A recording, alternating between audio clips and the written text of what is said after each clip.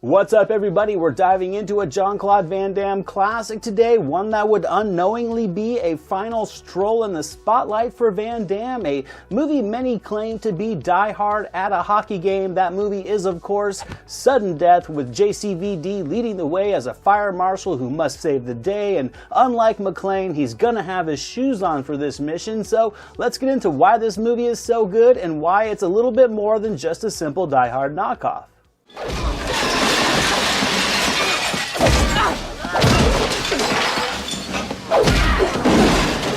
Sudden Death graced the world in the winter of '95, and Van Damme was riding at an all-time high at this point. In addition to what Van Damme reported as being a $10,000 a week cocaine habit to cope with the rigors of his constant film schedule throughout the early parts of the decade, he was still very much riding high off the momentum of '94, which was a huge year for him. Time Cop was his first and to this day his only $100 million movie as a lead. He followed up Time Cop with the video game adaptation of Street Fighter, which was another financial success despite nobody really liking it. The movie did have a strong international return, and it would almost triple its budget, coming so close to $100 million as well. But to me and to the fans, and to just as being a huge Van Damme fan and a former 7-Eleven Street Fighter 2 champion, this was his worst film to date. Regardless of that, though, Van Damme was still in the middle of his deal with Universal Pictures, and with nearly delivering two back-to-back $100 million movies in 1 year, the studio was confident, and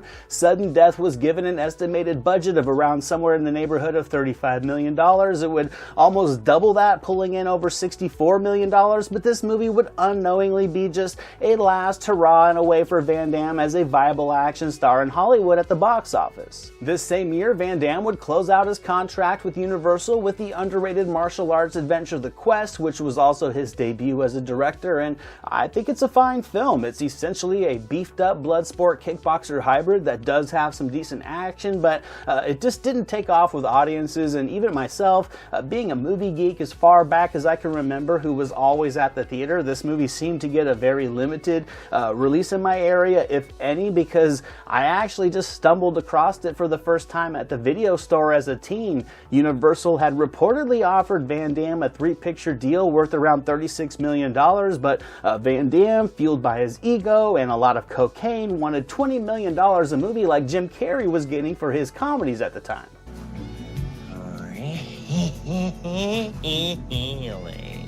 To no surprise, Universal reportedly laughed at this counteroffer, so Van Damme returned to Columbia Pictures to complete another 3-picture deal he had with them that he had started back in 1993 with nowhere to run. So his next film would be the bleak, gritty Maximum Risk, which I do think is a solid movie, but it just didn't draw much attention at the box office. He would follow that up with Double Team, co-starring Dennis Rodman, which would be his first major flop, only to be followed up the following year with Knockoff, co-starring Rob Schneider, which was another flop. And after a terrible Universal Soldier sequel in '99, Van Damme's time as a box office headliner was essentially over. It's official, old buddy. Well, it has been.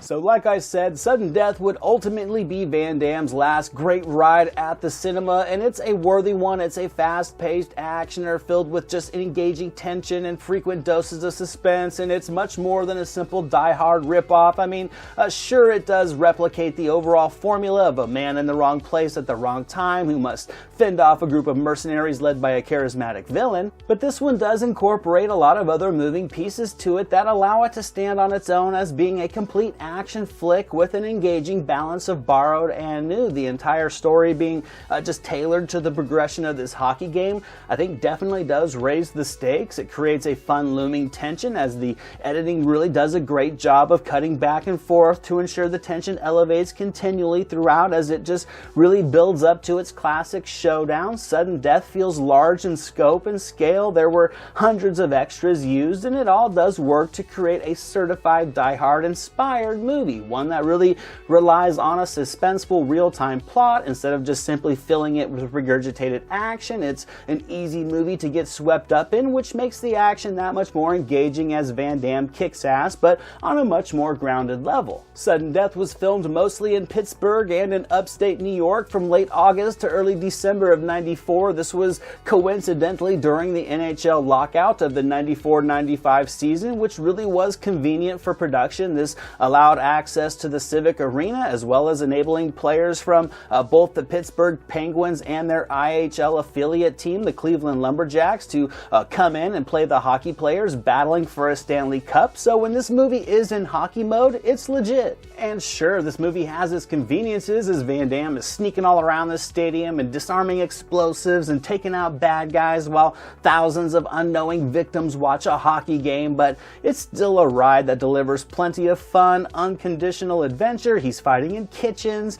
equipment rooms, the use of props adds a lot of fun and variety to the kills, and Van Damme and the action cover every inch of the stadium, from the basements to the rooftop to sliding down wires. It's classic 90s fun. You know what the outcome is going to be, but regardless of that, the artificial suspense in this one can still sweep you up, as Van Damme even gets a moment in the game to block a key goal and to make his son proud. Sudden Death also delivers a great villain in Powers Booth, who, despite being a by-the-numbers bad guy, is still able to inject this movie with a charmingly sadistic villain. He delivers some classic bad guy lines with just the right amount of zeal, and it all culminates into what I think is a well-rounded action flick, and one that delivers much more than simple die-hard retreads. And that's it for today, guys. That wraps up our visit back into the 90s to revisit a Van Damme classic. He had such a great run during the early 90s with some just iconic action flicks, and this may not have been one of them, but